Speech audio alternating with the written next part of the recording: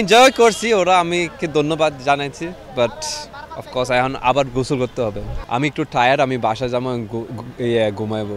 ছোটোবেলা আমি মানে অনেক সকালে উঠলাম, মানে সকাল সবসময় 6টার সময় উঠলাম, মানে মার রুমে ডাইরেক্ট গেলাম। ওই সময় কী কী কিনছো এরকম ছিল, আর মা সবসময় নিজে কেক বানাইছে, তো এটা মিস করবো আজকে। বাট আমার ফ্রেন্ডস আছে এখানে, সো ওদের সাথে এনজয় করবো। আমি উইশ করতে চাই আমরা নেক্সট ম্যাচ সিঙ্গাপুরের সাথে আমরা 3 পয়েন্ট নিব, এটা আমার বার্থডে উইশ। হামজা একটা হাম্বল মানুষ, উনি অনেক মানে বেশি কথা বলে না আসলে, উনি ভেরি কোয়াইট পারসন। তারপরে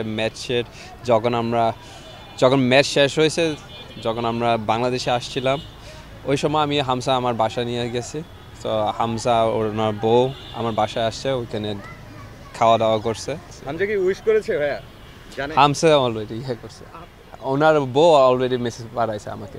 লাস্ট 10-15 বছর আমি তো আমার বাপ মার সাথে সেলিব্রেট করতে পারি না, এটা আমার খুব কষ্ট লাগতেছে। বাট আমি স্যাক্রিফাইস করতেছি, এটা আমার, এই জন্য আমি আসি এখানে।